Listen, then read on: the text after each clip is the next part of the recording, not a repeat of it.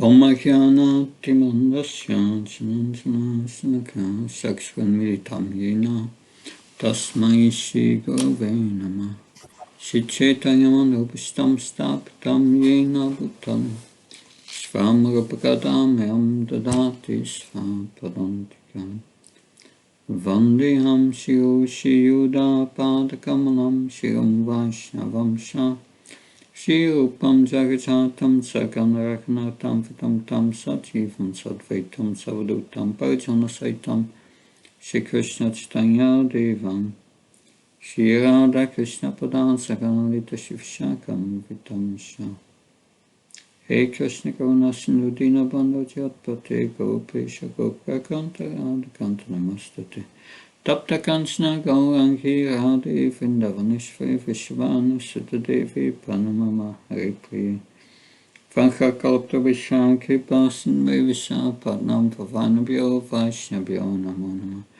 Jaya Shri Krishna Chaitanya Prabhu Nityananda Shri Advaita Gadadhar Shivasadi Gaura Bhaktavrinda Hare Krishna Krishna Krishna Hare Hare Hare Ram, Ram Ram, Hare Hare.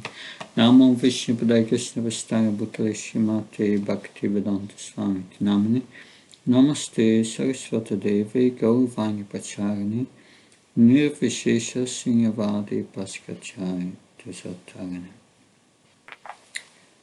So, during the first lesson of today, we will discuss the last verses of the 14th chapter, the three modes of material nature, verses 19 till 27. So before we discussed the main characteristics and the manifestations of the modes of nature, and we heard about the result of death in the modes and the results of action in the modes. In this last section, we will learn how to transcend the modes. That one can transcend the modes by knowing first that everything in this world takes place under these modes, and by understanding that Krishna's activities are transcendental. So, if we connect with Krishna, then we can also transcend the modes. And how to do that? That is explained in these verses. Because Arjuna will ask a question. There are factually three questions. He first asks, what are the symptoms of a transcendentalist? And second question is, how does such a person behave? And the third question is, how can I transcend the modes? And Krishna, at the end of this chapter, will systematically answer each of these questions one after another. So first, Krishna will speak how the Lord is transcending these modes. Text 19. I will read the verse. Nayam kunebhya kartaram yatatastanu pashyati kunebhya saparam veti matbhavam sodigacchati. When one properly sees that in all activities no other performer is at work on these three modes of nature, and he knows the Supreme Lord, who is transcendental to these modes, he attains my spiritual nature. So one can understand all the activities in these modes simply by learning this from a bona fide spiritual master. So we can learn from those who are in full Krishna consciousness that the signs of the activities in terms of these material modes of nature. Actually, Krishna said before, we are not a performer of these activities. So we are forced to accept a body, a particular type of body, which is a certain mixture of these three modes. And so we need just we just need the help of a spiritual authority to understand in what position we are factually situated.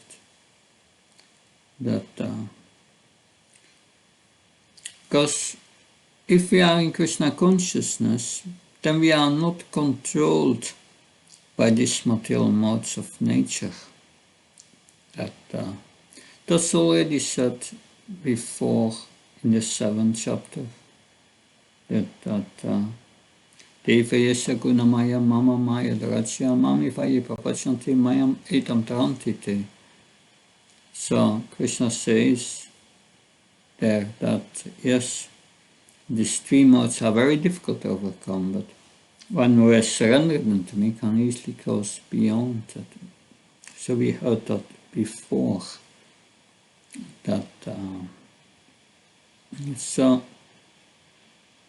But first we need to see things as they are.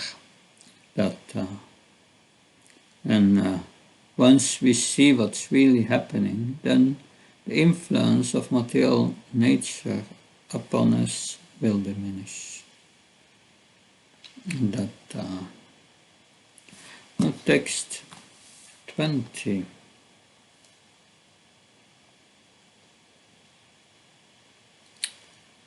So, Kunanitan atityatin Deya samudbhavan Jannamrittu jaraduker vimuktam mritam asnute. So when the embodied being is able to transcend these three modes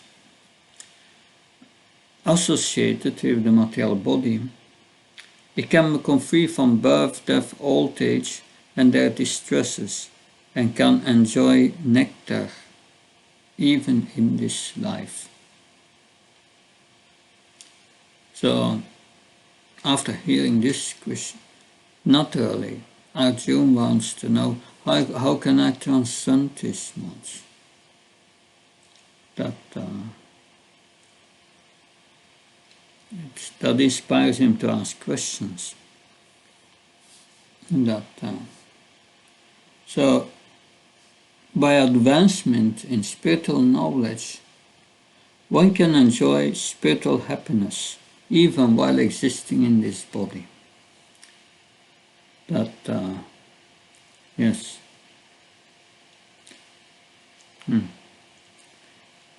And one can become free from the influence just by this knowledge. So, the highest spiritual knowledge is devotional service to Lord Krishna. So devotional service in Krishna consciousness is therefore the sign of liberation from material entanglement. One who is Krishna conscious is liberated. Now 21, we have these three questions that Arjuna is asking. So can someone read the Sanskrit and the translation, please, of this text? 21. Arjuna uvacha kairlingesrin gunanetam atito bhavati prabho kim acharah katham chaidamas. Tringunan Ativartate. Translation. O my Lord, o my dear Lord, which symptom is one known who is transcendental to these three modes? What is his behavior, and how does he transcend the modes of nature? Hare Krishna. Thank you. So Arjuna is asking three questions. First, he inquires about the symptoms of such a transcendental person that it is a bit similar to the question he asked in the second chapter, that where he asked, this is 254, what are the symptoms of those whose consciousness is merged in transcendence? How does he speak? What is his language? How does he sit? And how does he walk? It's very similar. Here he is asking which symptoms is one known who is transcendental to these modes. Yeah, same question. What is his behavior? Before he asked, how does he speak? What is his language? And how does he transcend the modes of nature? So the first question is his symptoms. The second question is what are its activities? That are these regulated activities, non-regulated activities? And third is how can I transcend these modes? So first he will answer the first question about the symptoms. Text 22 till 25. I will read the Sanskrit and then someone can read the translation. Shri Bhagavan Vacha Prakasham Shan Pravittim Shamone Vasapandava Natvasti Sampavittani Navitanani Kankshati Udashinavatas Ashino Guneryo Navichalyate Gunavartanta Ityevam Yo Vastis Vatishtatinengate Samaduka Sukha Svasta Samlastas Nakanshana Tulya Priya Priyodhyas Tulya Nindatma Samstuti Manapamanayos Tulyas Tulya Mitra Ripaksayam Savramba Parichahi Unotita Sauchate. So, The Supreme Personality of Godhead said, O son of Pandu, he who does not hate illumination, attachment and delusion when they are present or long for them, when they disappear, who is unwavering and undisturbed through all these reactions of the material qualities, remaining neutral and transcendental, knowing that the modes alone are active, who is situated in the self and regards alike happiness and distress, who looks upon a lump of earth, a stone, and a piece of gold with an equal eye, who is equal towards the desirable and undesirable, who is steady, situated equally well in praise and blame, honor and dishonor, who treats alike both friend and enemy, and who has renounced all material activities, such a person is said to have transcended the modes of nature. thank you. In the Bhagavad Srila Prabhupada writes, a person transcendentally situated has no envy and does not hanker for anything. So that's no envy. That's very important. The reason why we are in this material world is envy of Krishna. That's the root cause. He is given that up, is non-envious. That we have also heard that in the 12th chapter, verses 14 till 20, are also giving symptoms of one with Krishna consciousness. And the first symptom there is Advesta Sarva Bhutanam, one who is non-envious to all living entities, and no hankering, no material desire. That's a high platform, but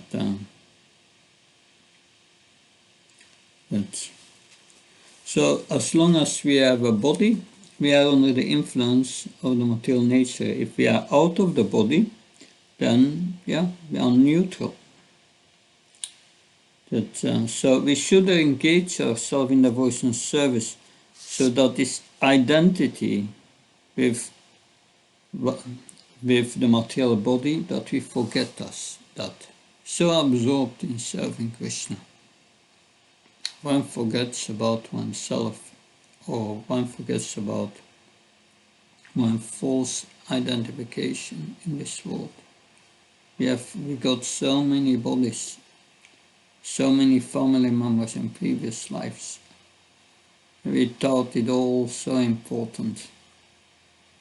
With the relations, family relations, and so on, and all relations in this world, we think also it's so important that soon it will also be forgotten, like we have forgotten our relationships in previous lives. So this identity of the body is false. We need to get out of this and identify with our real self, the spirit soul. Because on the body, the material modes will act, but the soul has nothing to do with it. So we should become aloof. So a self-realized person does not want to enjoy the body and does not want to get out it either. He's transcendentally situated. As a devotee, he does not try to become free from the modes of material nature. That's just an effect from being absorbed in Krishna consciousness. But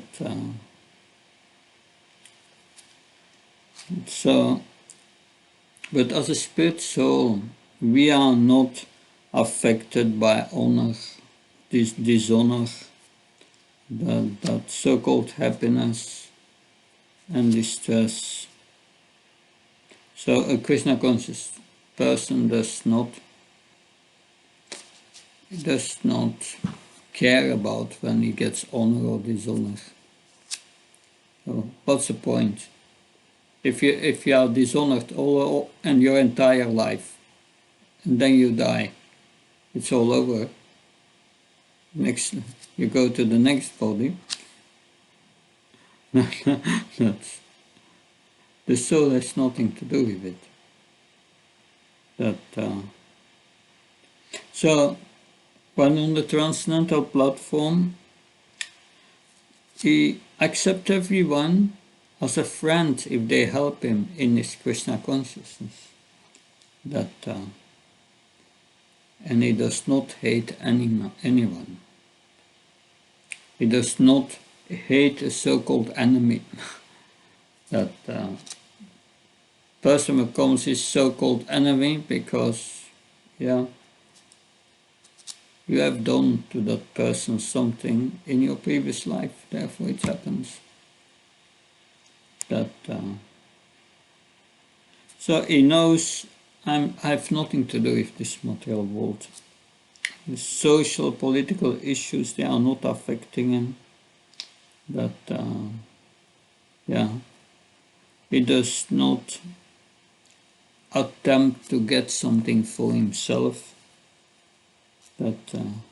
So, if one acts like this, internally and externally, one has transcended the modes, Krishna says.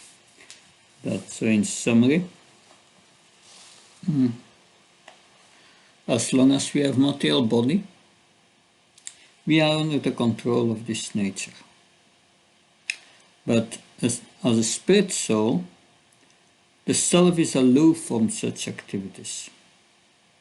So if we engage in devotional service, our identity with the material body will be forgotten. And the devotee accepts everything favorable for Krishna consciousness and rejects everything unfavorable, that he attempts to do everything to please Krishna, but he does not ask anything for himself. So that is the inner mentality of an advanced devotee who has transcended the modes. Now, of course, that's transcending the modes, but also we spoke about before about changing our modes, that first come to goodness and then transcend, ever live in goodness. How do we come to goodness? How do we change our modes? We read last time some verse from the Uddhav Gita, and here on the screen I'm showing you the 10 ways to change your modes from the Uddhav Gita. Different scriptures you study. So we study Srimad Bhagavatam, that is the transcendental goodness, transcendental scripture. Eat in a certain way. Yes, we eat only Krishna Prasad. Drinking choices. So it said one in the mode of goodness drinks pure water. Your association. A devotee associates with devotees and avoids association with non-devotees. Your environment. So we live in a holy place where Krishna is worshipped. If we don't live in a holy place, then we turn our house into a holy place where the deity is worshipped. The times of the day you do things. So mostly a devotee lives in the early morning and goes early to bed. In early morning we chant Hare Krishna, we do puja. Meditate. The ways you meditate will change your mood. We meditate on Krishna. The mantras you chant, we chant a transcendental mantra, Hare Krishna mantra. The samskaras you perform. Yes, Srila speaks about different samskaras householders should perform before the conception of the child and so on. And then birth, that's drastic. Yes, you die and you take birth and you change your modes according yam yam vapasvampram tyam tante kalibam tam tam avedikati asasat bhava bhavacha. According to the consciousness at your death, you get a new body, different modes. So that is the how to change your modes. And so we heard an answer on the first question, the symptoms of one who has transcended the modes. Of course, there is much more to say about it, that because the Bhagavatam and the Bhagavad Gita explains spiritual techniques, how to come to that point, how to come to happiness, to see happiness and distress equally. How do we come to that point? And that's becoming equally well in place, praise and blame, honor and dishonor. Krishna says that yes, You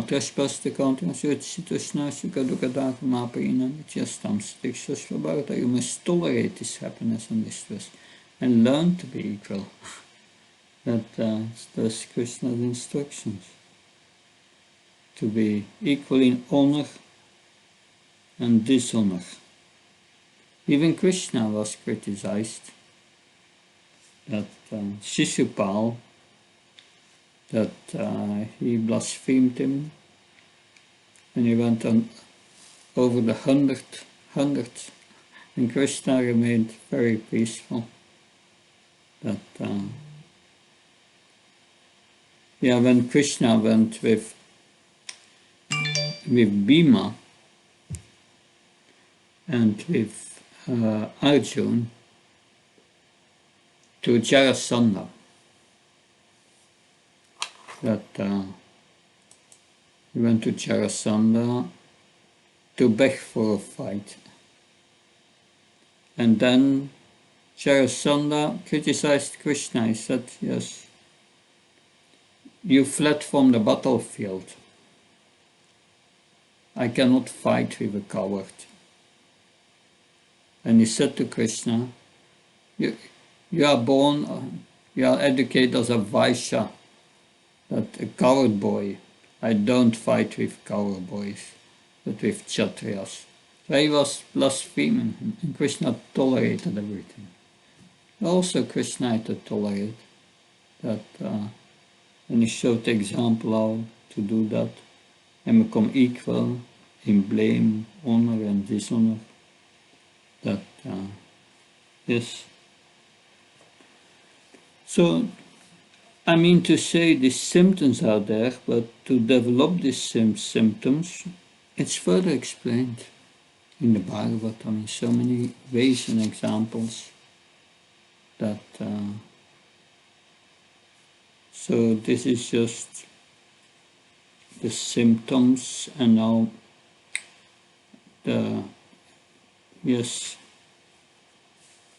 now Krishna will explain how to transcend these modes, and that is usually a memorization verse.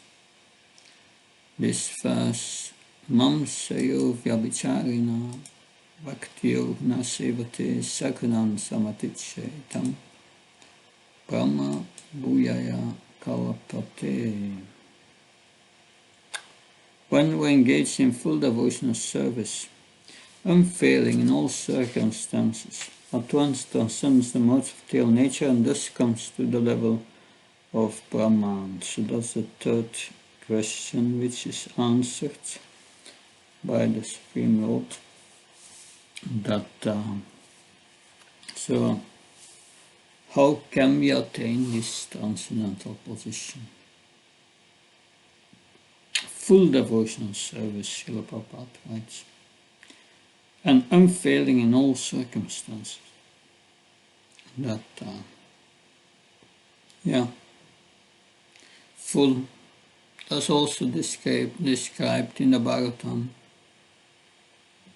Savaipum saparo dharmo yato bhaktiral adokse ahait kapatiyataya yatma suprasidati. Pure devotional service is the this is the natural occupation for all humankind. The highest occupation is pure devotional service. And that this pure devotional service, to be full and unfailing, must have two qualities. Ahaituka apatiyata. It must be done without any material motivation. Ahaituki. Apatiyata means without any interruption, always. So it's not a part-time job. So instead of putting our consciousness within all these activities of the modes of nature, we need to transfer our consciousness to Krishna activities. So when one is engaged in devotional service, when one is engaged in devotional service, then one transcends these modes. But what does it mean? Devotional service is bhakti. Bhakti is a Sanskrit word. Srila Prabhupada in English, because there is no word for in English, he translated it as devotional service. Two parts, devotion and service. Devotion is the internal part, our consciousness. And the service is done with the body and the senses. That's the external part. Both must be there. That's important, because we are the consciousness. So we must be there with our consciousness. Otherwise only the body is there. There was one devotee who said to another devotee, I didn't see you in the Srimad Bhagavatam class this morning. And the devotee said, oh no, I was there. I was sitting there at the back.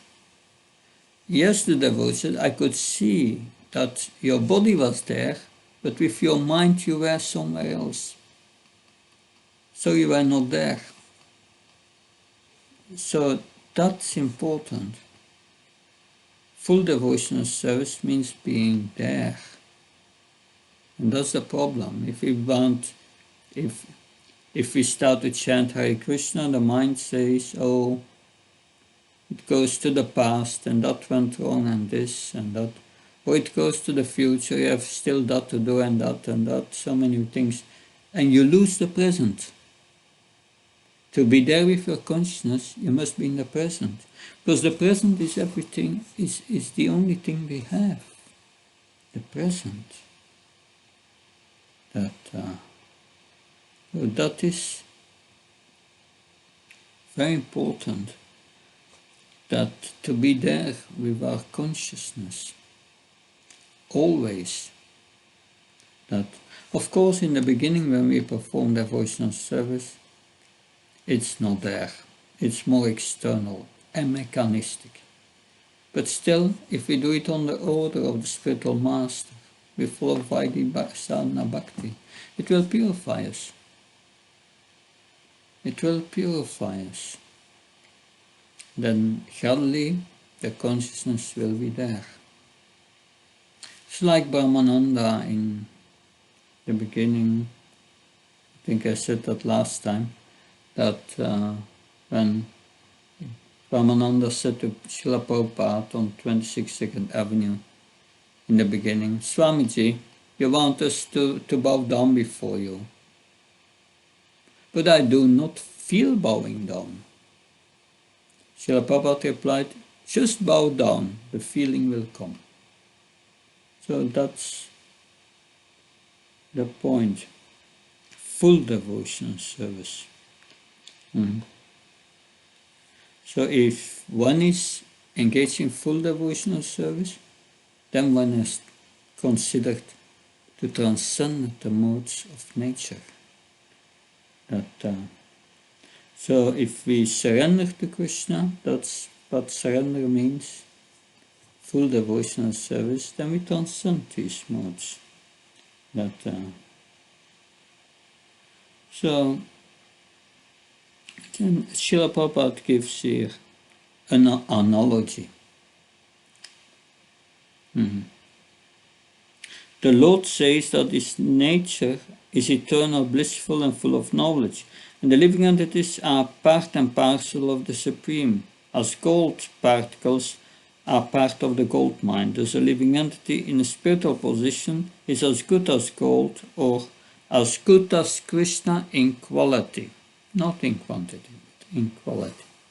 We are also Satchidananda in a pure state.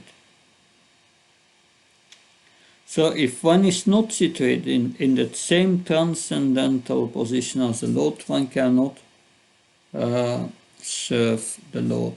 That's an important point. This devotional service is done in the transcendental position, full devotional service. That because Srila Prabhupada makes again an analogy, second analogy here, that if you want to be a personal assistant to the king, you must acquire the qualifications that to assist the king. So one can serve the Parabrahman Krishna by coming to the Brahman platform, the spiritual platform. So this means one must qualify and becomes one with Brahman. Brahmabhutta Pashanatmana Shoshti Nakangshati. Shoshti Nakangshati. Shoshati, lamenting, is going to the past. Kankshati means hankering, going to the future. Now you have to be in the present. That's Brahman, being there in the present. So then we will realize that as a jiva, a spirit soul, we are Brahman. We are also spiritual.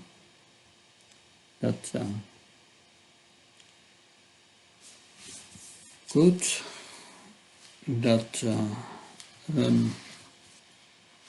Summary of what has been said.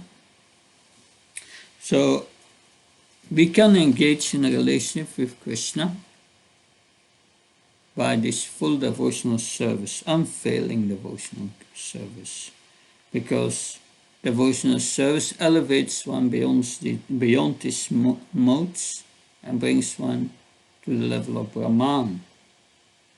But of course,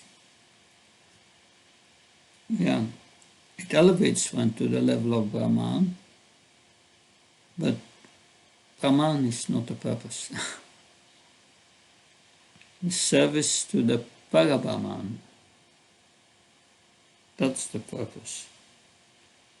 If we are fixed in devotional service, then we are retaining our spiritual individuality. We remain eternally individuals, and that we do not merge with Krishna. Because otherwise, if we become Krishna, then there is no devotional service. That we are separate. That then there is no Bhakti Yoga. Now, what is this Brahman? Brahman is the Brahma is the Brahma Jyoti, the bodily effulgence of Lord Krishna. We will hear about this Brahman in the next verse 27. Oh, it's there. Oh. Yeah, can someone read?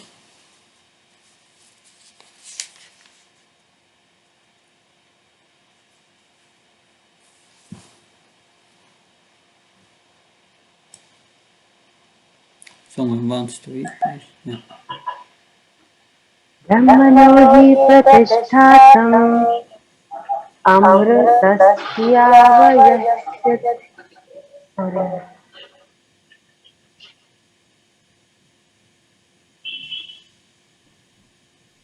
Shall I start?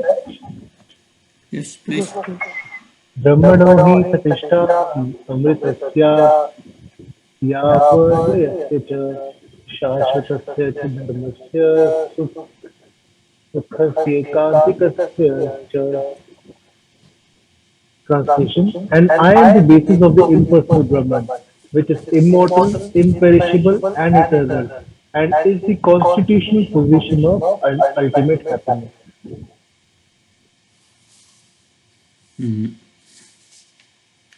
So if we perform devotional service, then we realize, yes, Brahmanoi Pratisthane Amritasya Yasya Sa, that Krishna is the source of this Brahman, that so that means you have the absolute truth has three levels. You will learn that also in the Srimad Bhagavatam. Vedanta tattva vidas tattvam jnanam atvayam Prameti paramatmiti bhagavan iti sapyate. The learned sages have concluded that the absolute truth has three aspects: Brahman, Paramatma, and Bhagavan. Shiva Goswami explains these three aspects are all three the absolute truth, but the full qualities of the absolute truth are only realized in the Bhagavan aspect.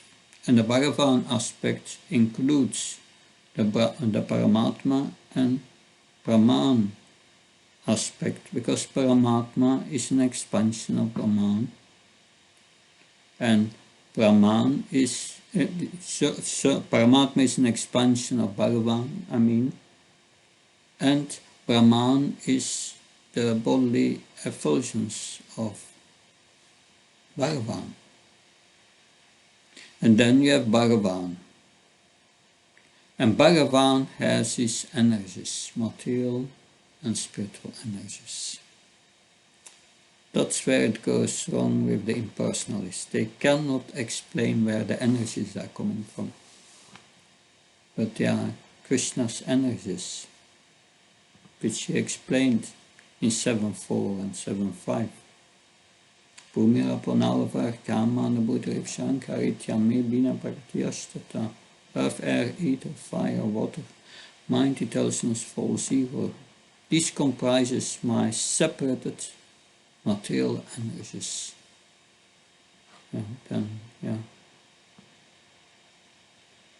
Then Krishna says, beyond this, there is my higher spiritual energy, which comprises the living entities.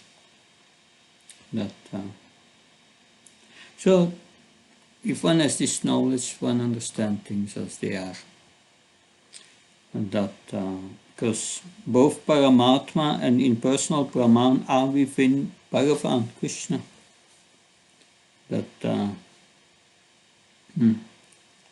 So, that's what Lord Krishna said in the 3rd chapter, at the end.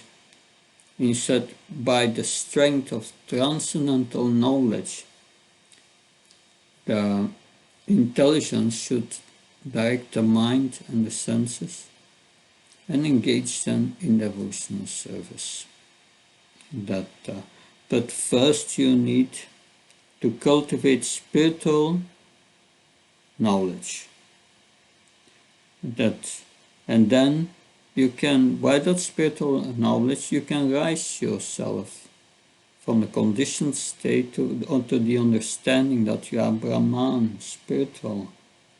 And that this Brahman stage is the first stage of spiritual realization. That then one realizes, I'm Brahman, I'm not his body. Of course, then one has to go further and realize who one is. One is not his body, but who am I? Gopi Bhakta Kamalar Das. We are the servant of the servant of the servant of the Supreme Lord. We will hear in the next chapter, Krishna defines the jiva, the spirit soul. He says, Mamaivam Shochi Velaka Jiva Bhuta Sanatna. The spirit soul, Krishna says, is my eternal, separated part and parcel. Eternally separated. We don't merge. eternally separated, but we are a part of him. And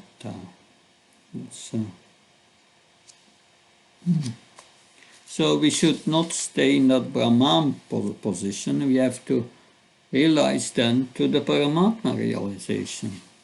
And then, after that, realize the Supreme Personality of Godhead.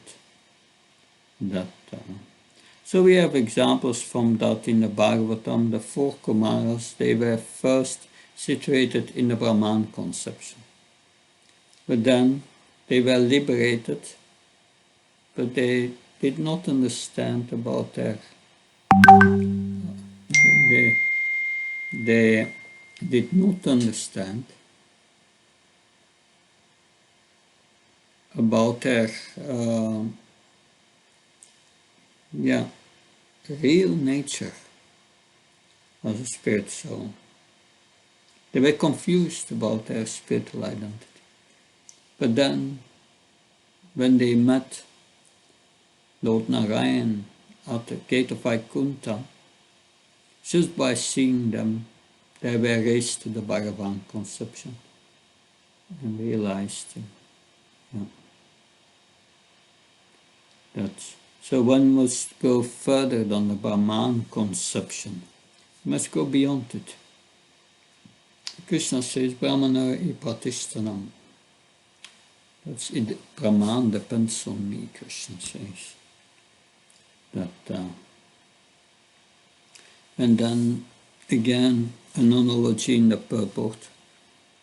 The servant of the king enjoys on an almost level with the king. And so eternal happiness, imperishable happiness, and eternal life accompany devotional service. Therefore, realization of Brahman or eternity or imperishability is included in devotional service. This is already possessed by a person who is engaged in devotional service. Yeah.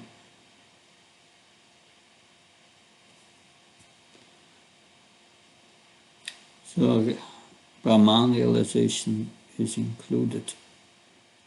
But Brahman realization is the first stage that to transcend the modes.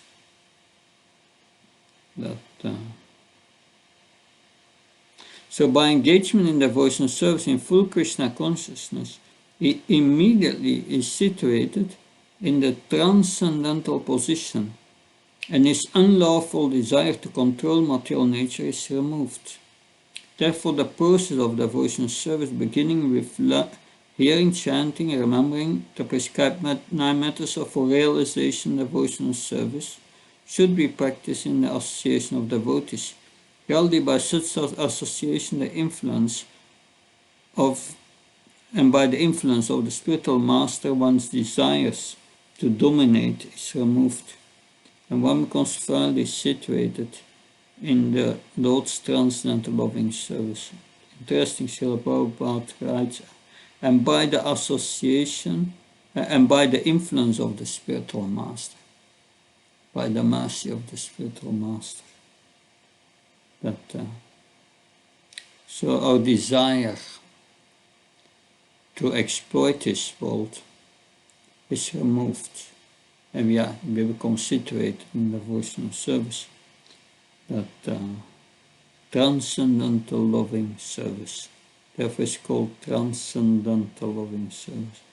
So one should engage in the service of the Lord, should eat the remnants of foodstuffs offered to the deity, smell the flowers offered to the lotus feet of the Lord, see the places where the Lord had his transcendental pastime, read of the activities of the Lord, his reciprocation with love with devotees, chant always the transcendental vibration, Hare Krishna, Krishna Krishna, Hare Hare, Hare Ram, Ram Ram, Hare Hare. Observe the fasting days, commemorating the appearance and disappearance of the Lord and his devotees. By following such process, one becomes completely detached from all the material activities. One can thus situate himself in the Brahma Jyoti, or the different varieties of Brahman conception is equal to the Supreme Personality of Godhead in quality. So we must, in consciousness, we must have the same quality as the Supreme Lord to serve Him. And that's done by all these activities, always engaged in service of the Lord. Only eat Krishna prasadam, smell the flowers of it to the Lord, hear about Him, chant Hare Krishna, Shravanam Kirtanam Vishnu Smaranam, Archanam Dasyam, Atmani Vedam, Archanam Vanam Dasyam, Atmani Vedam. That 9 forms of devotion service that mentioned to Prahlad Maharaj, to his father, who did not like it. But what can we do? You must first accept Krishna as the Supreme Personality of Godhead. So, the foundation is we must know that we are Brahman, a spirit soul. That's the foundation. Realizing that is Brahman realization. And then one must engage in devotional service and further realize that Krishna is the source of Brahman. That's the essence explained here. So when a devotee approaches Krishna, then there is an exchange of 6 opulences. 6 opulences. Krishna is the most powerful, the most famous, the most attached, the most knowledgeable, and so on. For the devotee, eternal life and impersonal happiness automatically accompany devotional service. So we don't have to worry about our liberation. If we are fully engaged in devotional service, you have surpassed liberation. Liberation is Brahman realization. But we have to go beyond it, beyond liberation. Liberation is not a big thing in Krishna consciousness. That's a side effect.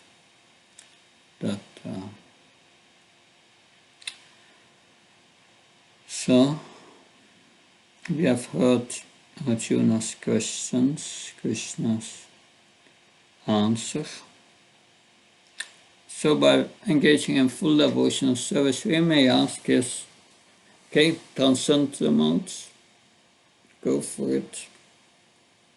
But are we actually tasting spiritual happiness now?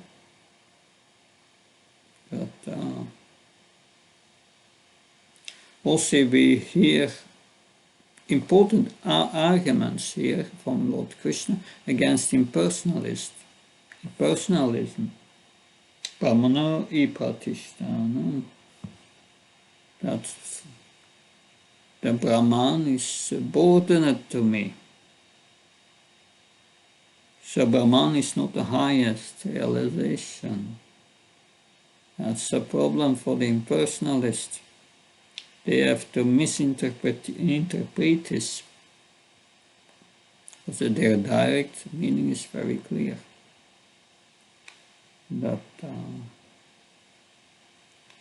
So, if you read all these qualities, look in your heart. How am I doing? Do I become aloof of all these things? Are we affected by social and political issues and so on? So, this is questions for self-reflection. So this was chapter 14, and any questions?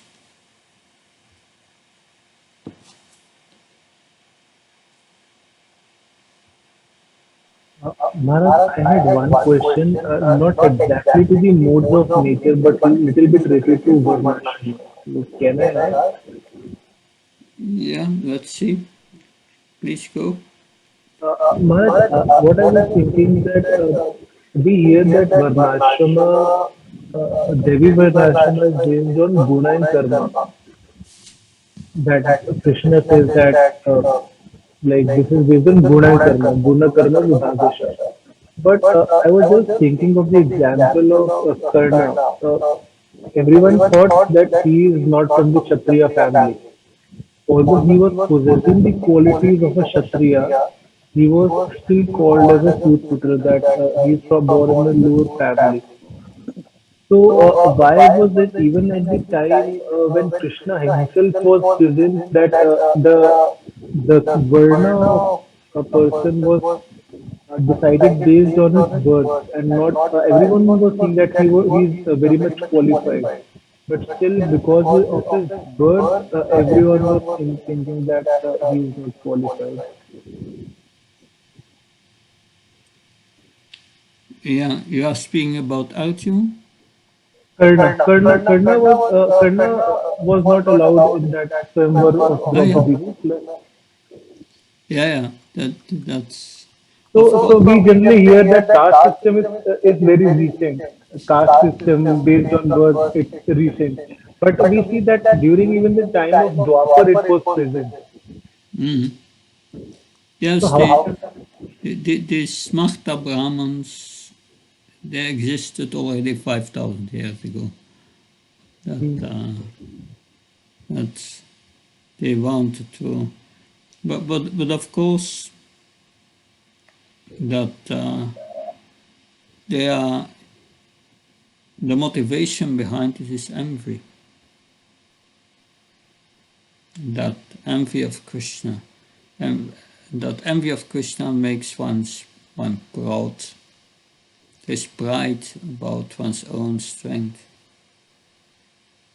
Yarashona was thinking, I'm the greatest, that I'm not going to fight with Krishna, who is a Vaishya.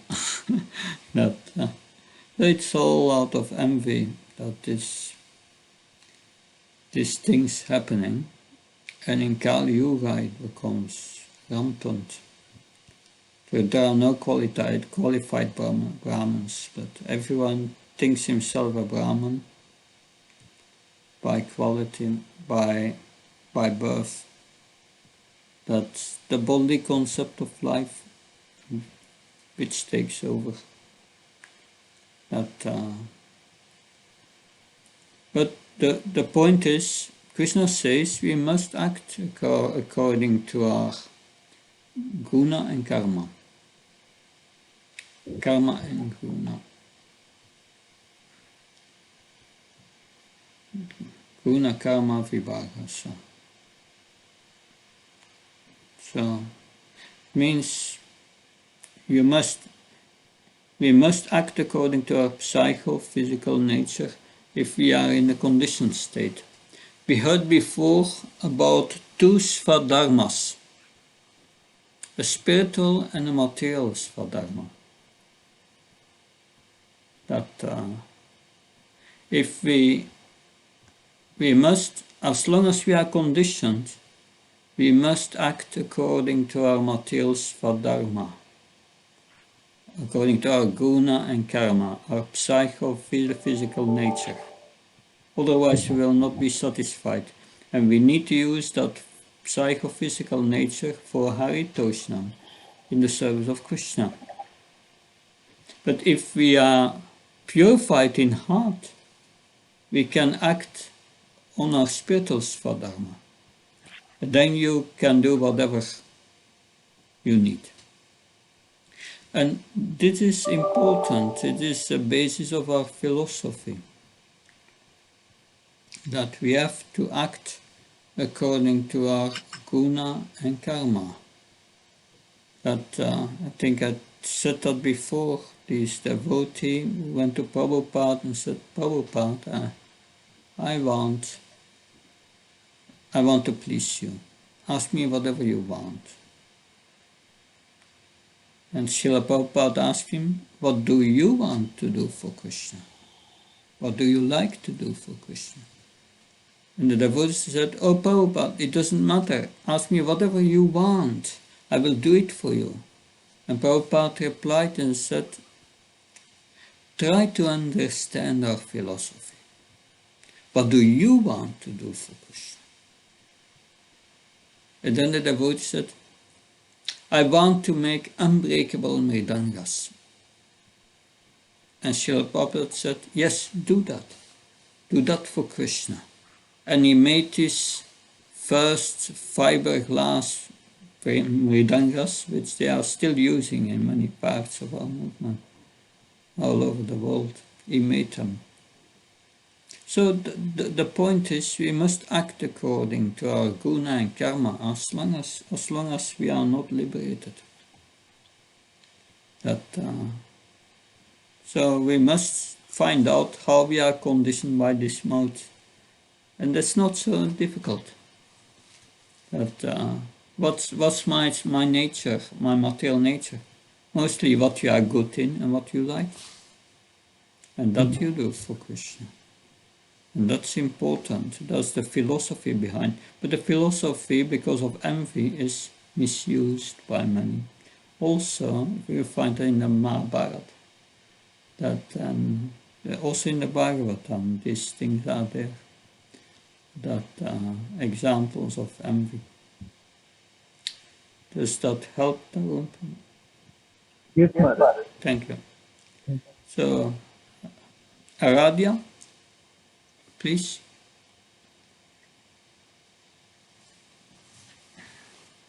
Yes. You have a question? Yeah, so Maharaj, a bit network problem was explaining. Maharaj, like, we hear this thing many a times. Am I audible, Maharaj? Yes, I'm hearing you.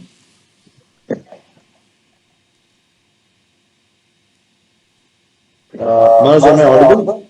I'm hearing you very, very clear. Are you hearing me? Yeah.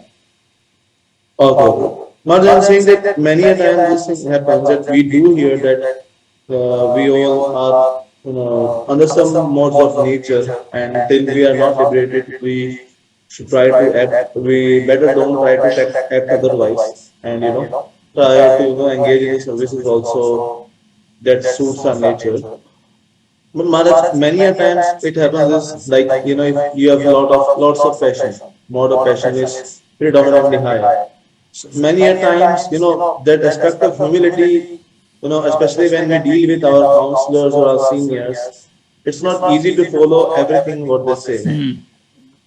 So Maharaj, in such a circumstance, I mean, how should we act? And then we get to hear that you are not humble, you don't follow us, and they are right also. So what to do in such a case? Yes, that we are not able to follow yet. That what we do in that case is we try to follow the instructions of the spiritual master in terms of Vaidhi sadhana bhakti. Vaidhi sadhana bhakti is doing regulated devotional service on the instruction of the spiritual master. And the spiritual master instructs the disciple in 64 items. The 64 items, they are described in Nectar of Devotion by Srila Prabhupada. And that is regulated devotional service. That means that internally we are not yet Krishna conscious, but we act externally. The internal is not there, the devotion is not there, but we do the service. And by doing the service, we please the spiritual master.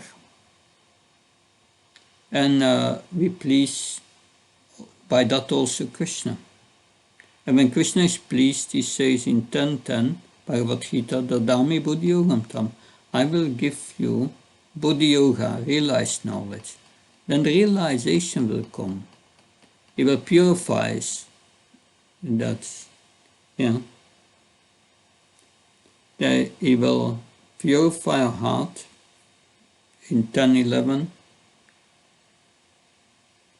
with the torch of knowledge and remove all the impurities, lust, anger, greed, and so on.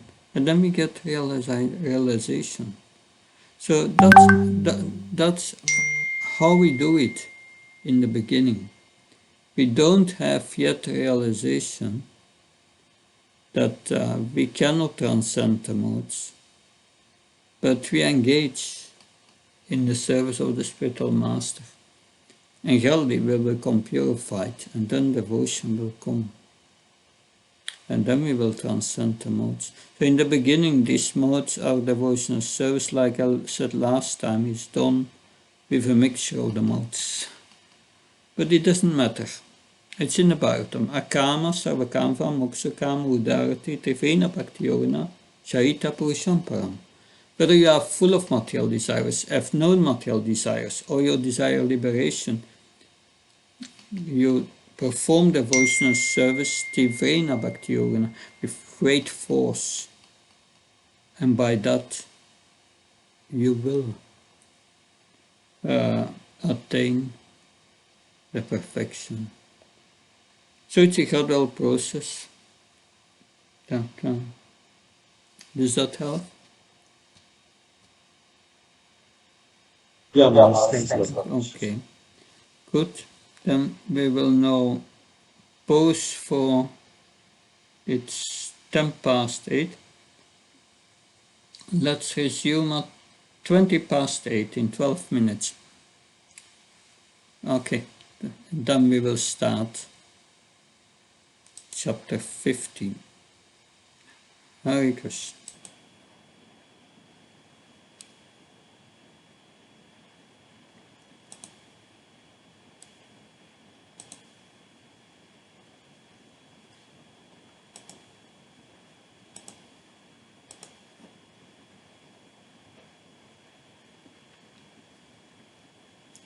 Hare Krishna.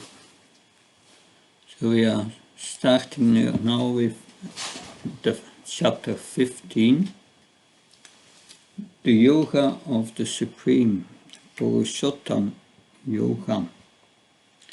That in this chapter, because in the previous chapter, Lord Krishna has explained about the three modes and how to liberate oneself by transcending these modes by devotional service. And so he explained in the 14th chapter how to attain liberation by transcending the modes. But in the 15th chapter, in the beginning of the 15th chapter, Lord Krishna will give an analogy, the analogy of the sattvata, the banyan tree.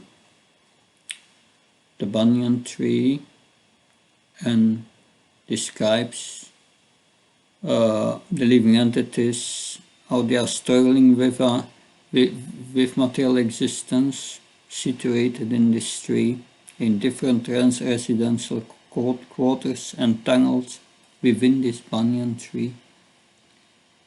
And we will hear how this tree in this material world is a reflection of the original spiritual tree in the spiritual world. And one must detach oneself by surrendering to Krishna and go to the spiritual world.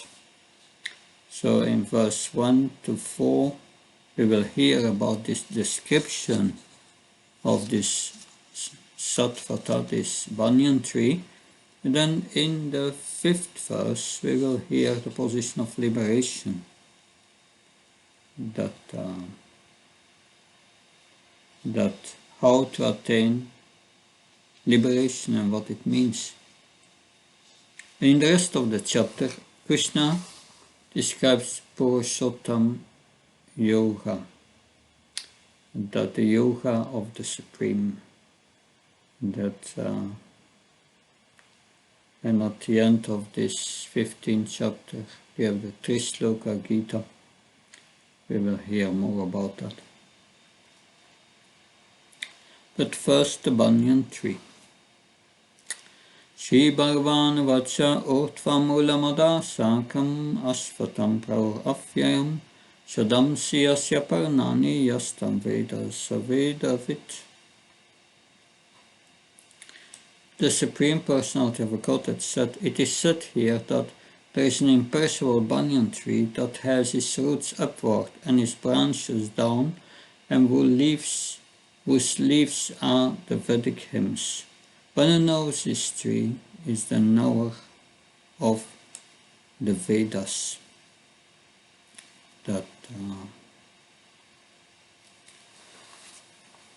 So there is an imperishable banyan tree, roots upwards and branches down. So what is the purpose of Vedic study? Srila Prabhupada writes in the purport.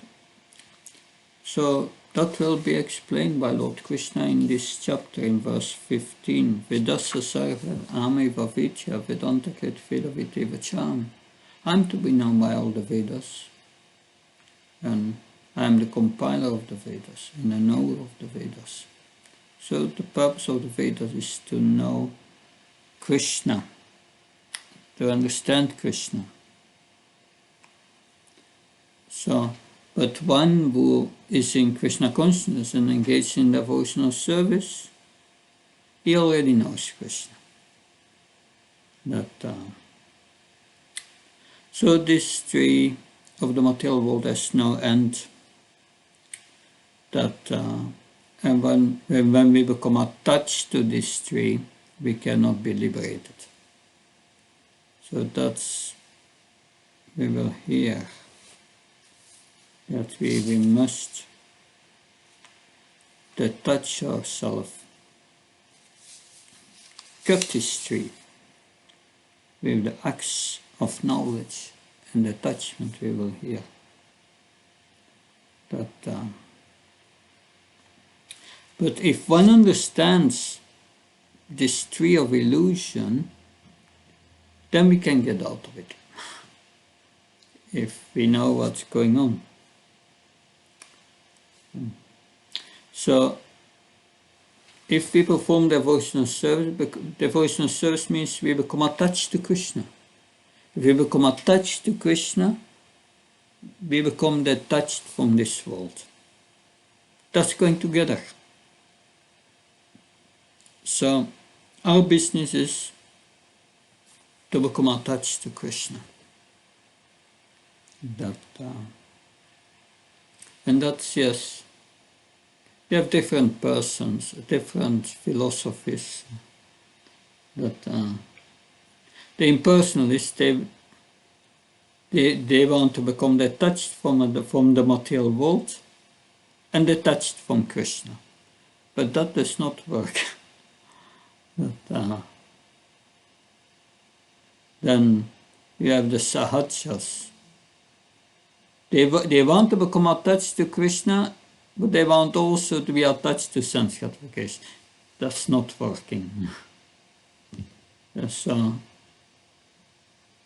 what's said here, we must be attached to Krishna and detached from this world. And that's, if we are attached to Krishna, we are detached from this world. Sahajas cannot become attached to Krishna because they don't want to give up sense gratification. So, and then this verse represents the fruits. They present the results of the living entities, namely religion, economic development, sense gratification, and liberation. So we can see that the tree on the bank reflect upon the water with their branches down and roots up. In other words, the tree of the material world is only a reflection of the real tree of the spiritual world. The reflection of the spiritual world is situated on desire. So it's situated on desire. So here we have this tree on the screen that, yes, that's reflection on desire. Here, the root of this tree down here is desire. That's a spiritual tree, that's the material tree. And here you have the desire. And desire is a cause of things being situated in this reflected material light. One who wants to get out of this material existence must know this tree thoroughly through analytical study. Then he can cut up off his relationship with it. So that's Sankhya philosophy. Study all the material elements and then come to the conclusion, yes, I'm not this, 1980, I'm not that, I'm not that. So one is not any of the material elements. 24 elements we discussed. We are different.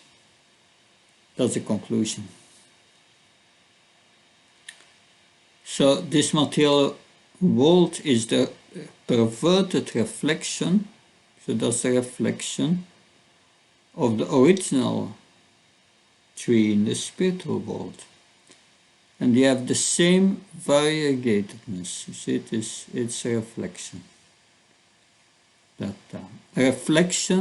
reflection is only temporary. Is sometimes seen, the reflection, when there is sun, otherwise it's not seen. But the origin, from where the reflection is reflected, that's eternal in the spiritual world. The material reflection of the real tree has to be cut off. When it is said that a person knows the Vedas, it is assumed that he knows how to cut off attachment to this material world. That's the point. The purpose of the Vedas is to cut down this reflected tree and attain the real tree in the spiritual world. That's the purpose. So it's all reflection. So whatever exists here must exist in the spiritual world. But here it exists in a perverted way, because it's temporary. Temporary and it changes. But in the material world, it's eternal, it doesn't change. So now, further description of the tree in text 2. Adashortvam prashritastasya saka guna pravitta vishaya pravala adasya mulan anushantatani karmanu bandini manushaloke. The branches of this tree extend downwards and upward, nourished by the three modes of material nature. The twigs are the object of the senses. This tree has also roots going down, and these are bound to the fruitive actions of human society. So the tree is nourished by the three modes of material nature. There are different material modes, and there are different species of life are manifested to this tree. The twigs are considered to be the sense objects. Twigs here, sense objects. The tips of the branches are the senses. Tips are the senses. Ears, nose, eyes, etc. So the leaves are the Vedic hymns. The twigs are sound, form, touch, and so on. The twigs. The subsidiary roots are attachment and aversions. Here, for the roots. attachment and aversions, byproducts of different varieties of suffering and sense enjoyment. Attachment and aversions. We are attached to what gives pleasure to the body, and we are averse to what gives pain. So this attachment and aversion from these things in this world, yes, that and one becomes bound by fruitive actions, by that one is bound by this attachment and aversion, likes and dislikes, because one is going to act according to one's likes and dislikes. And the tendencies toward piety and impiety are considered to develop from these secondary roots. Secondary roots.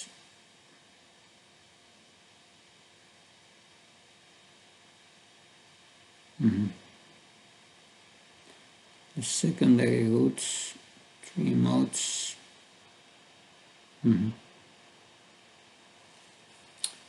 He comes down to this earth and living entities come down to this earth, removes his karma, fruitive activities to promotion. The planet of human beings is considered the field of activities. So you have different residential quarters. You have, in the highest part of the tree, you have the higher planetary systems, here the earthly, and then you have I think the heavenly planets are close to the spiritual world, and the earth is somewhere in the middle, and you have the modes of ignorance, the lower planetary systems. One goes up and down in this 1 and 3 by one's fruitive activities, jumping from one branch to another. That's what we do. New bodies and so on. Mother Rukmini, please, you have a question. Thank you, Maharaj. Maharaj, I'm unable to understand leaves as Vedic hymns. Vedic hymns. Leaves and Vedic hymns. Yeah, that's the Karma Kanda. They are chanting all these hymns that for elevation to the heavenly planets, the leaves that I think it's mentioned here also in the purport.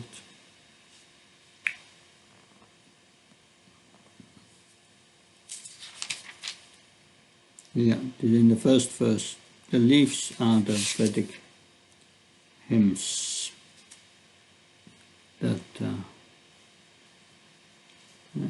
it's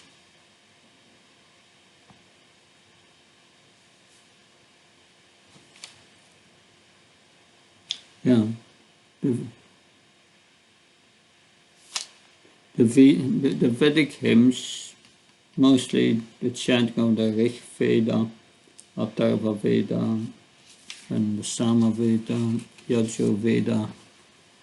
They are the Vedic hymns, and they are chanted for elevation. That's the Vedic tradition. But many times they are also chanted to get the fruits of Dharma, Artha, Karma and Moksha. Vedic hymns that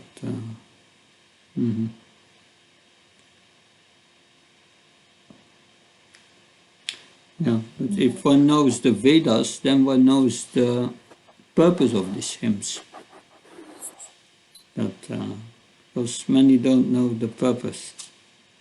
The Karma Kandis, they chant these hymns, but to get the fruits of Dharma, Artha, Karma and Moksha. But the real purpose of these Vedic hymns is to glorify the Supreme Personality of Godhead.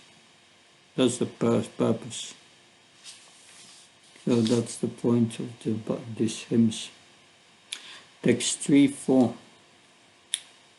Na rupamasya tato palapyate nanto nashade nasa sampatishta ashvatamenam suvirudamulam asanga sustena ritena chitva tata padam tat pariga marhitavyam yasmin kirtanani vartartanti bhuya taneva sudyam purusham papatye yata praviti prasvita purani. The real form of this tree cannot be perceived in this world.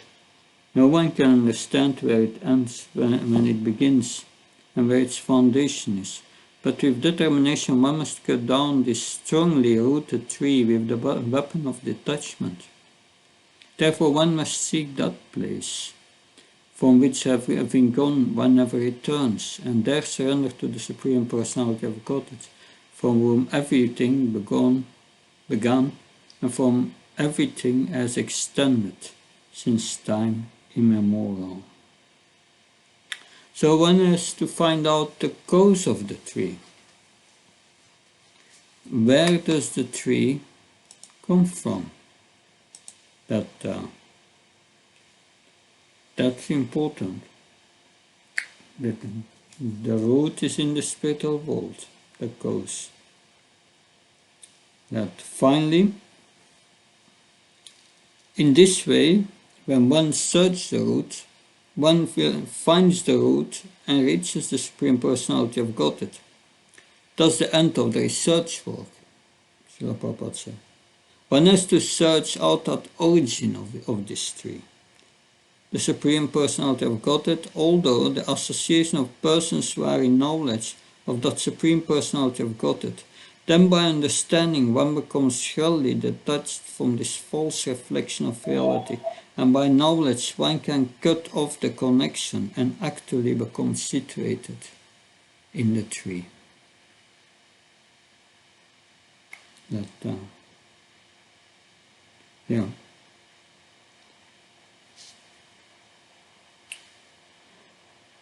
Through association of persons in knowledge of the Supreme Personality of Godhead. That's the process. And by that association one must understand, get knowledge of the Supreme Personality of Godhead. And by that knowledge one becomes detached from this material world. The same thing, if we become attached to Krishna, we become detached from this material world. We can cut off the connection. So, in other words, like here on the screen we see, find one in knowledge. That's the first thing. Hear from him and get some bandhagyan from him about our relationship with the Lord. Who am I? Who is Krishna? What is our relationship? And then surrender to the Lord, engage in devotional service, through the spiritual master, without false prestige, not being in illusion, give up association. And then one can attain the eternal abode. That's described in the next verse. Therefore one must learn detachment by discussion of spiritual science based on authoritative scriptures. I must hear from persons who are actually in knowledge. So you must hear of the Supreme Personality of Godhead. As a result of such discussion in the association of devotees, one comes to the Supreme Personality of Godhead and then surrenders unto him. Surrender, and that's the result of devotional service by Shravana Kirtanam Vishnu Smaranam Archanam Vandam Dasyam Sakyama Atmanivedanam. Pada Sevanam between.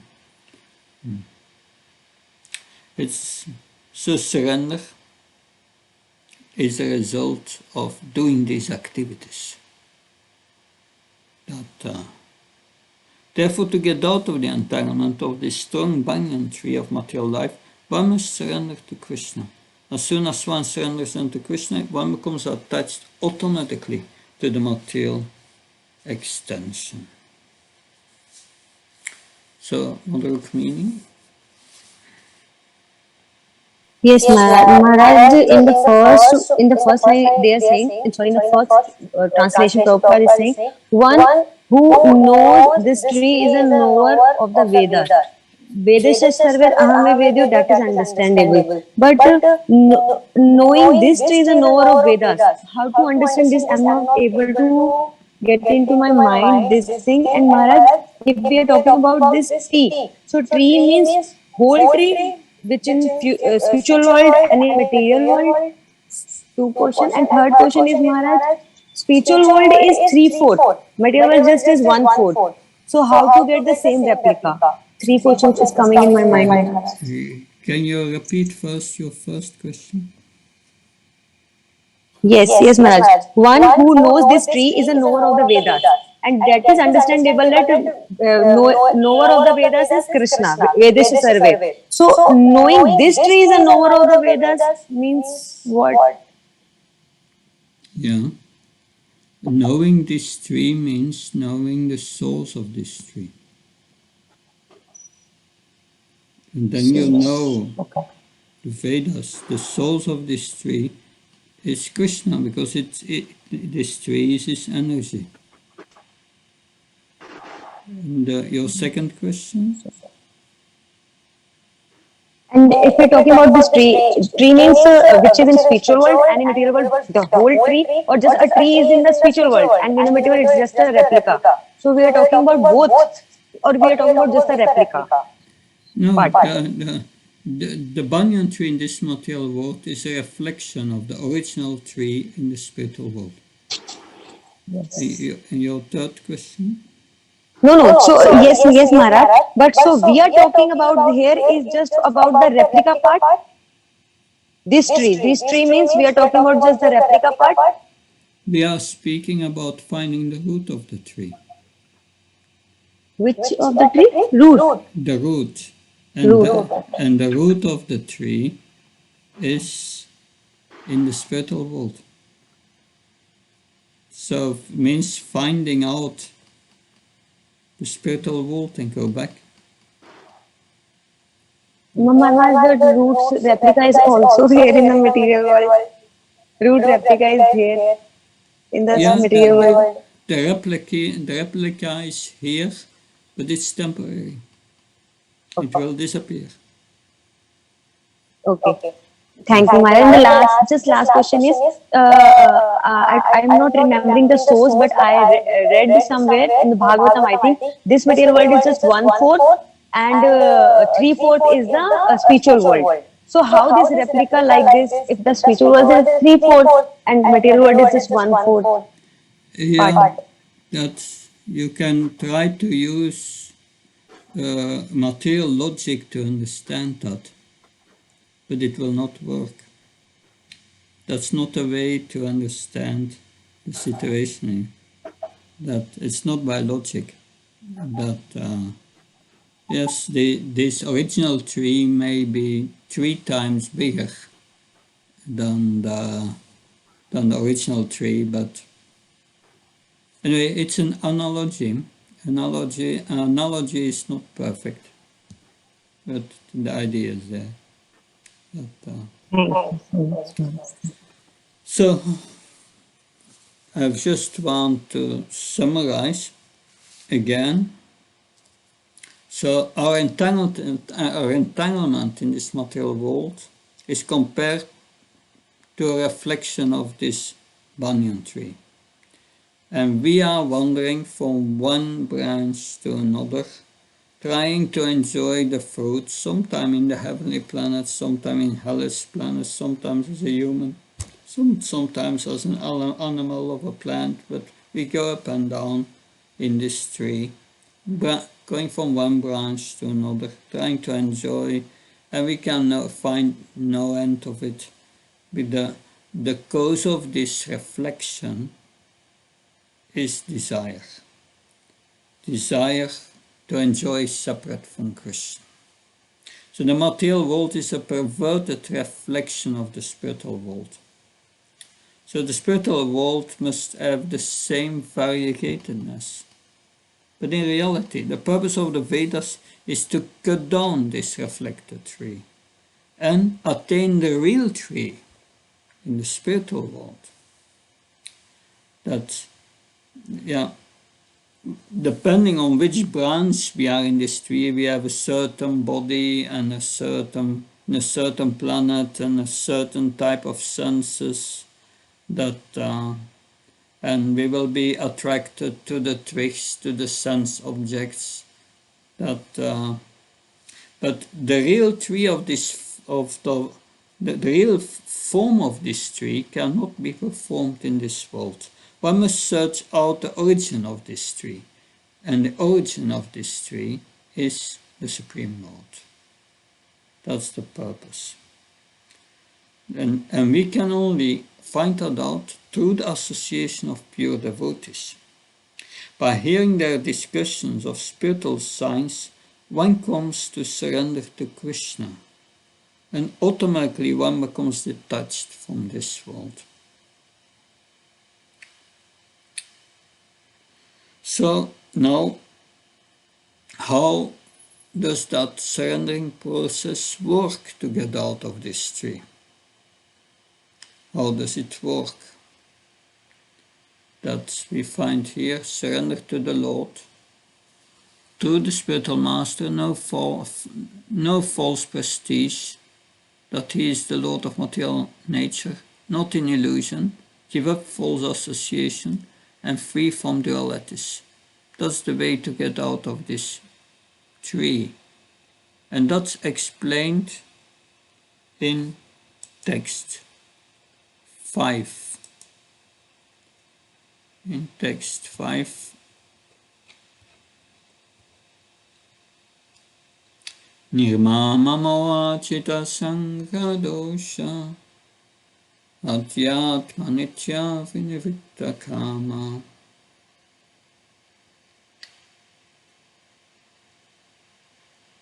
Moment. It seems that the sharing does not work. Try again. Okay. Imamamo ashita sangha dosha adhyatma nitya vinivritta kama. Don't fear vimukta sukha dukkha samya kacchantyamuda padamapyam tat. So those who are free from false prestige, illusion, and false association, who understand the eternal, who are done with material lust, who are free from the dualities of happiness and distress, and who are unbewildered, know how to surrender to the Supreme Person to attain the eternal kingdom.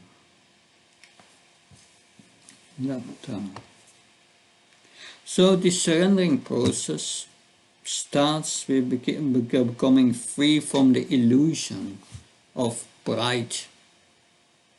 Pride means that's I have this, I'm so capable, I'm the doer, I'm the controller. We will hear more about this illusion of pride in the next chapter, the demoniac. That one thinks I'm the Lord of everything, of the whole world. So one must give that up. We are completely under the controls of material nature. We are not the lords, not the controller. But we are the controlled. If one becomes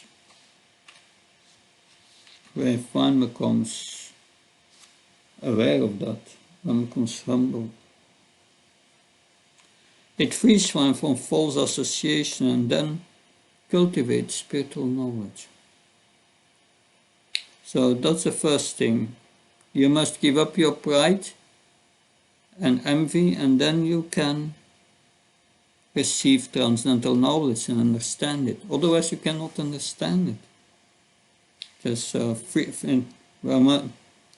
false association means, identifying with the body. And then cultivate spiritual knowledge. When one gains this understanding of things as they are in this world, One becomes free from the dualities of good and bad. Attachment and aversion is gone. And then one can surrender to the Supreme Lord. This is deep philosophy. And it's very important, this verse. This verse describes the consciousness of a liberated person. So when a liberated person is free from delusion caused by pride, and then one can begin to surrender. So this is what Srila Prabhupada writes here. The first qualification is that one should not be deluded by pride. First qualification. It means one must be humble. Humility is the first item of knowledge we heard in the 13th chapter, right? Amanitvam. That's free from pride. Then there's Trinata Pisnitsne Taura Visaisne Amanana Manadana Kirtanyasdaya Amana Manadana.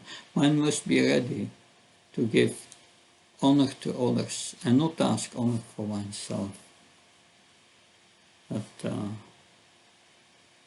So free from pride.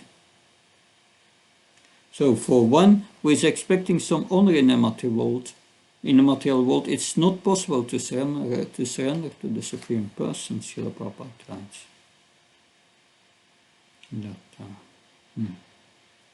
So pride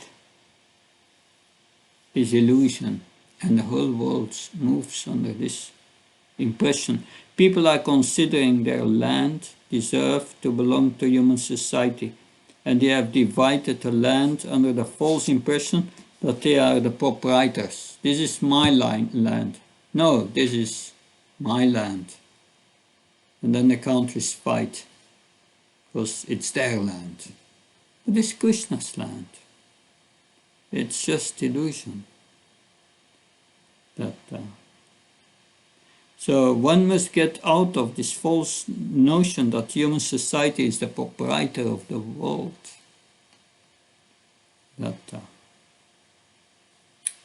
So if one can give up this faulty association with this tree, then one can develop spiritual knowledge, cultivate knowledge that what is actually his own and what is actually not his own. Even this body is not ours.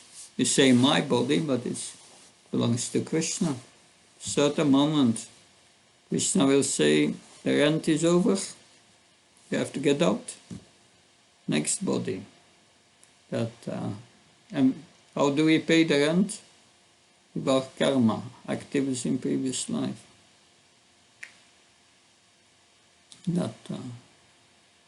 So when one has an understanding of things as they are, he becomes free from the dual conceptions of happiness and distress.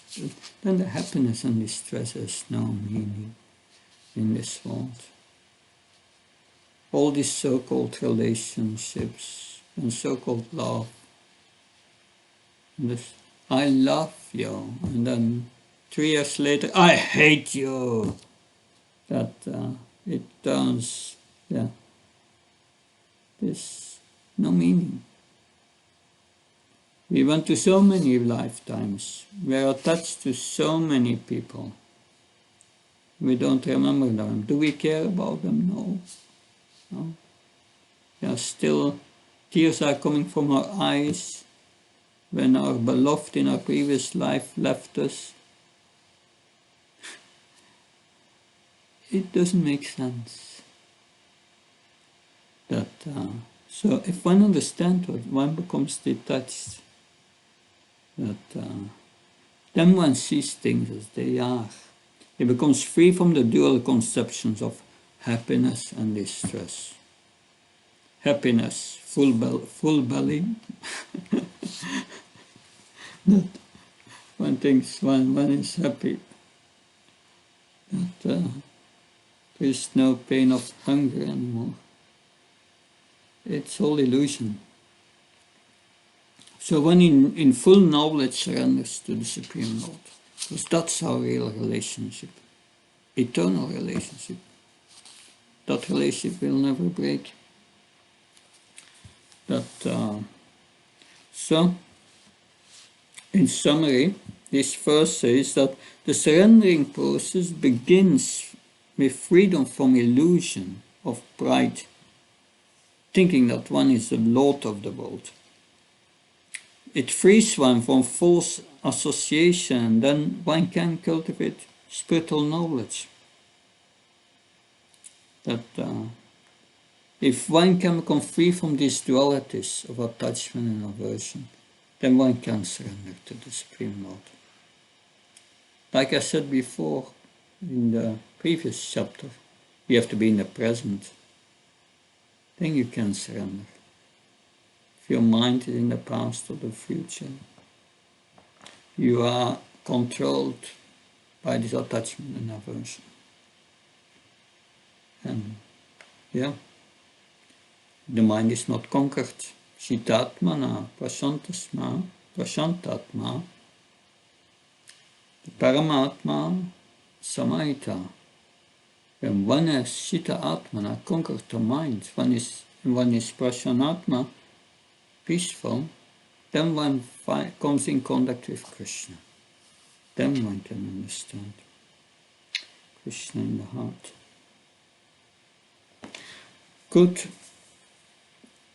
And now from text 6 onwards, 6 and 7 is the beginning of Purushottam Yoga. A very interesting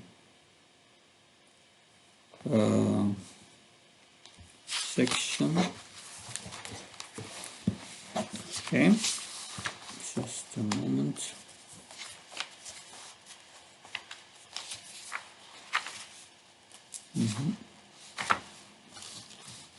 Okay, that's true. Text 6 on the screen,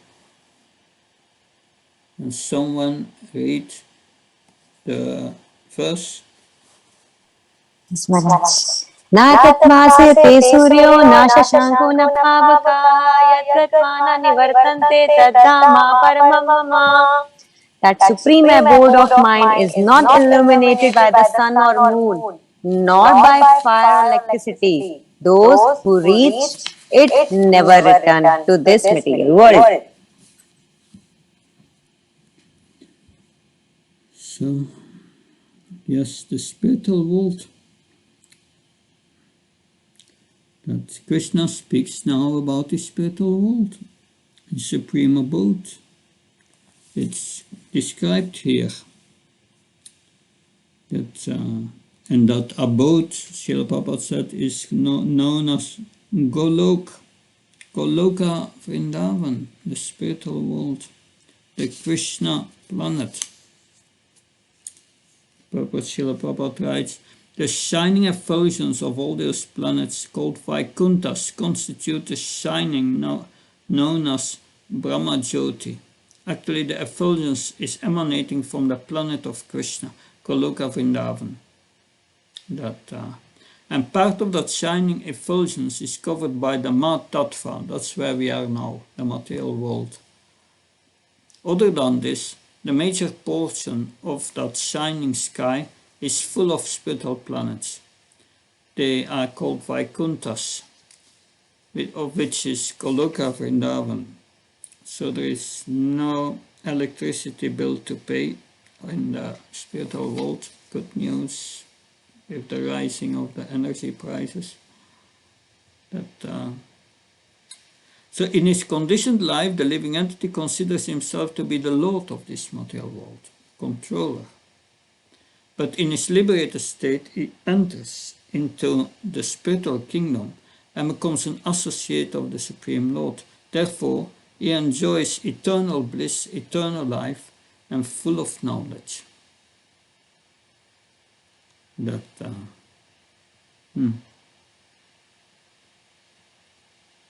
So, two different things. In the material world, we consider ourselves the lord of the material world.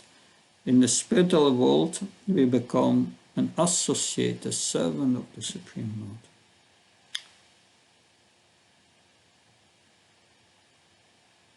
If we take to Krishna consciousness, there is a chance of gradually becoming detached, gradually, as our heart becomes purified. We start to see the futility of all this attachment in this world. Srila Prabhupada, that knows when his business collapsed, not much he could do about it, and then he had to leave his family. So many things happened in his life beyond his control, but it was Krishna dragging him to take sannyas.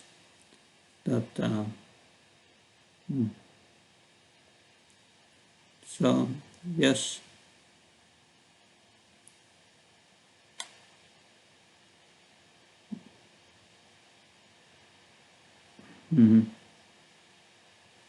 But if he takes to Krishna consciousness, there is a chance of gradually becoming detached.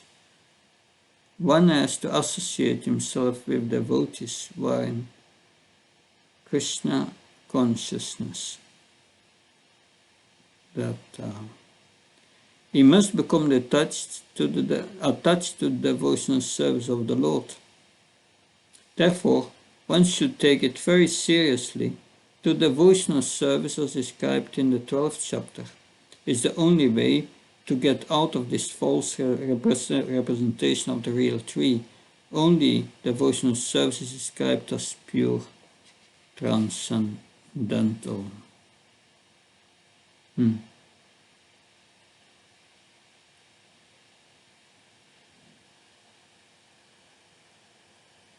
So that's the process that Srila Prabhupada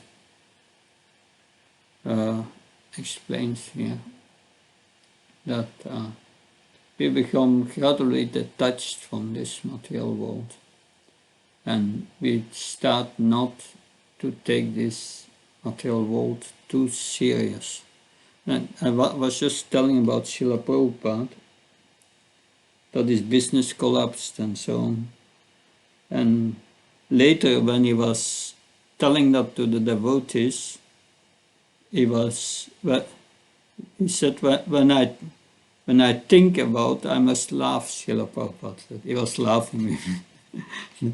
So these things are not very serious, that everything collapsed. Now, yes. So, in the spiritual world, everything is illuminated by the Brahmajyoti, everything is liberated and enjoys spiritual bliss. And we have to extricate, to get ourselves out of this false tree and transfer ourselves to the transcendental world. That's what Krishna is saying here.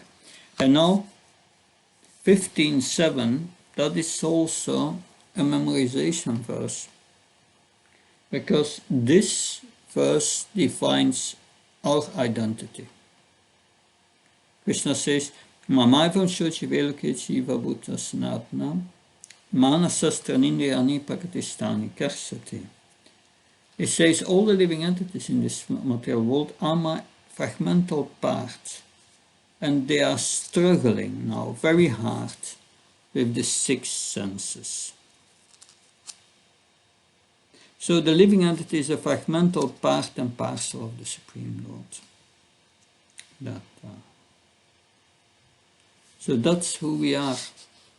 And because we are a part of the Supreme Lord, like Srila Prabhupada explains, like a machine.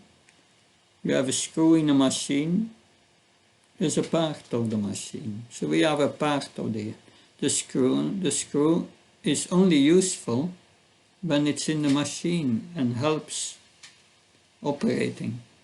So we are only useful when we are connected with Krishna in devotional service, because we are his part and parcels. And it is clearly said here, Sanatana. We are eternal separated parts. But we never merge with Brahman or something. No, we are Sanatan, we are eternal individuals. And that's what Krishna said in the beginning of Bhagavad Gita to Arjuna, Tvevam Chatunasham Natvam Nimichanatipana Shivna Bhavishma Savapayamataparam. You, Arjuna, me, and all these kings here on the battlefield have existed in the past, are existing now, and will never stop to exist in the future. That we are all eternal. And that's good news. Bad news is we are in this tree, and we have to get out of this tree. Yeah. So, in the Prabhupada Srila Prabhupada writes, according to the Vedic version, the Supreme Lord manifests and expands himself in innumerable expansions, of which the primary expansions are called Vishnu Tattva, and the secondary expansions are called the living entities. In other words, the Vishnu Tattva is the personal expansion, and the living entities are the separated expansions. The separated expansions, the living entities, are eternally servitors. That's what we are. The separate expansions have their identities. We have spiritual identities.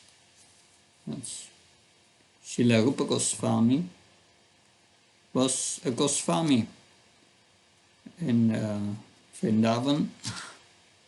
That was his external identity. But in the spiritual world is Rupa Manjari, spiritual identity. So we have all our spiritual identity. As fragmental parts and parcels of the Supreme Lord, the living entities also have fragmental portions of his qualities, of which independence is one. So that nobody can take that away from us. We can desire what we want. That's the only thing, at least in the human form of life. That or higher forms of life. Because even that minded independence we have as Krishna gives it to us. Every living entity as an individual soul has its personal individuality and a minute form of independence. By misuse of that independence, one becomes a conditioned soul, and by proper use of independence, he is always liberated. Proper use means you understand everything belongs to Krishna. And therefore we use everything in the service of Krishna, including my body, mind, words, and so on. In either case, is qualitatively eternal as the Supreme Lord is. So qualitative means the Lord is Satchidananda, eternal, full of knowledge and bliss, and we are also, but now discovered in the conditioned state. We are experience the opposite. We identify with this body, which is asat, it is an abode of ignorance and is misery, no bliss. In his liberated state is free from this material condition and is under the engagement of transcendental service of the Lord. That's our normal condition. In his conditioned life, it is dominated by material nature, and he forgets the transcendental service of the Lord. As a result, he has to struggle very hard to maintain the existence of the material world.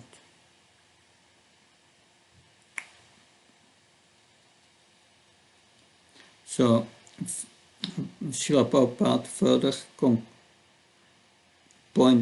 makes a few important points here. It is clear, however, in this verse that the conditioned soul is covered by the material body, with mind and senses, and when he is liberated, this material covering perishes. So the body, subtle and gross body, are coverings. The spirit soul has its own thinking, feeling and willing, but that's now covered. But will be awakened by our Krishna consciousness. So when a living entity gives up its material embodiment and enters into the spiritual world, he revives his spiritual body. And in his spiritual body, he can see the Supreme Personality of Godhead face to face, and can hear and speak him face to face, and can understand the personality as is. So at liberation, the living entity gets his spiritual body by the grace of the Supreme Personality of God.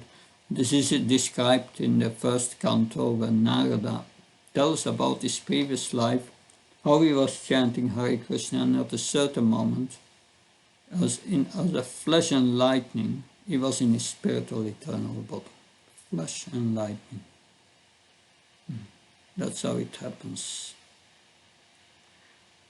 So, it should be understood here that the living entity, being the fragmental part and parcel of the Supreme Lord, is qualitatively one with the Lord, just as parts of gold are also gold. Good. That's the good news. We are part and parcel of the Supreme Lord. We are eternal, but in the next section we will hear the bad news. We are going from body to body.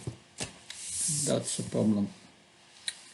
So, what did we hear in this Mamai Vamshochi Vilka Jiva Bhutana Sanatana verse?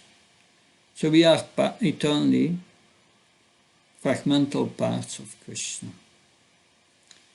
That we have fragmental portions of his qualities, Satchitananda. And that includes we have a minute independence. We can desire what we want. But if we misuse our independence and want to be the controller, which is Krishna's position, then we become captivated by Maya. And we enter this world of attachment and aversion, likes, dislike, that we want to achieve pleasure and we struggle to the senses to get that pleasure. That another point Srila Prabhupada makes is we are eternal separated parts. We cannot merge with Krishna. Also a strong argument against impersonalist here. Our spiritual body is of the same quality of the Supreme Lord. So liberation means reviving one's spiritual body, entering into the spiritual world. Good. Now I want to go with you to the Srimad Bhagavatam. Srimad Bhagavatam, 3rd canto, text 15, description of the kingdom of God. 16, I will read a few verses for you. In those Vaikuntha planets there are many forests which are very auspicious. In those forests the trees are desire trees, and in all seasons they are filled with flowers and fruits, because everything in the Vaikuntha planets is spiritual and personal. In the Vaikuntha planets, the inhabitants fly in their airplanes, accompanied by their wives and consort, and eternally sing the character and activities of the Lord, which are always devoid of all inauspicious qualities. While singing the glories of the Lord, they deride even the presence of the blossoming Madhavi flowers. When the king of the beasts hums in a high pitch, singing the glories of the Lord, there is a temporary lull in the noise of the pigeon, the cuckoo, the crane, the sakravaka, the swan, the parrot, the partridge, and the peacock. Such transcendental birds stop their own swinging simply to hear the glories of the Lord. All the flowering plants like the mandara, kunda, kurabaka, utpala, shampaka, arna, punaga, nagakeshara, bakula, lily, and parijata are full of transcendental fragrance. They are still conscious of the austerity performed by Tulsi, for Tulsi is given special preference by the Lord, who garlands him with Tulsi leaves. The inhabitants of Vaikuntha travel in the airplanes made of lapis lazuli, emerald and gold. Although crowded by their consort, they have large hips, beautiful smiling faces. They cannot be stimulated to passion by the mirth and beautiful charms. Text 21. The ladies in Vaikuntha planets are as beautiful as the goddess of fortune herself. Such transcendental beautiful ladies, their hands playing with lotuses, in their leg bangles tinkling, are sometimes seen sweeping the marble walls, which are bedecked at intervals with golden borders in order to receive the grace of the Supreme Personality of Godhead. 22. The goddess of fortune worship the Lord in their own gardens by offering tulsi leaves on the coral-paved banks of transcendental reservoirs of water. While offering worship to the Lord, they can see on the water the reflection of their beautiful faces with raised noses, and it appears that they have become more beautiful because of the Lord's kissing their faces. It is very much regrettable that unfortunate people do not discuss the description of the Vaikuntha planets, but engage in topics which are unworthy to hear and which bewilder one's intelligence. Those we give up the topics of Vaikuntha and take to talk of the material world are thrown into the darkness region of ignorance. Lord Brahma said, my dear demigods, the human form of life is of such importance that we also desire to have such life, for in the human form one can attain perfect religious truth and knowledge. If one is in the human form of life and does not understand the Supreme Personality of Godhead and his abode, it is to be understood that he is very much affected by the influence of the external material nature. Of course, we have also, maybe we can find that, share, think, contents. This is the Bhagavatam, but let's see other books. Do we have the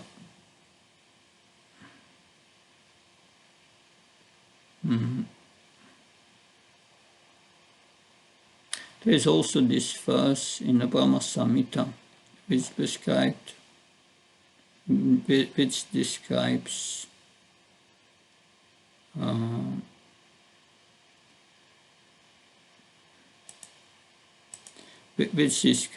Goloka Vrindavana, Goloka Damni.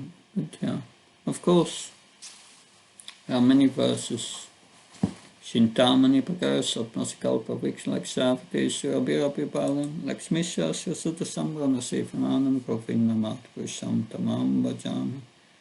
So everything in the spiritual world is made of Shintamani, touchstone, and the Lord is served by many, many Lakshmis.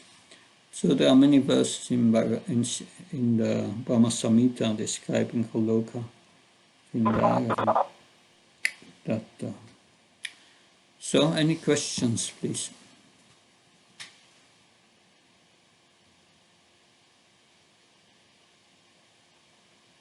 Maharaj, just wanted to request you use this something from where you are telling all, showing us the Bhagavatam.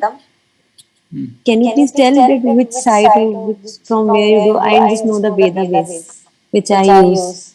What is You that? want to know the verse numbers? No, Maharaj, you open something, na? You share something. Yeah, that's the So Veda base. how you that the Vedabase, but we use at vedabase.com. How are you getting all this like this? That it's very easy to find out. I just use vedabase.com. It's difficult to find out. Yeah. But Is there? Veda base, you can You can download from certain websites. I don't remember how I downloaded it, but you can download it, and all Prabhupada's books are there. You have to install it. But I've told Is my there colleague. any, is there any link? If you can share any link or something? Hmm? I don't remember, but you can search for it. Bhaktivedanta Vedabase 2003. That's the name. And if you find a link somewhere and it's at free download, you may find it. Okay. Thank you so much. Any other questions? Okay. Then we will continue tomorrow with the Purushottam Yoga and finish chapter 15. Thank you very much. Hare Krishna. Jai Hare Prabhupada. Thank you so very much, Maharaj.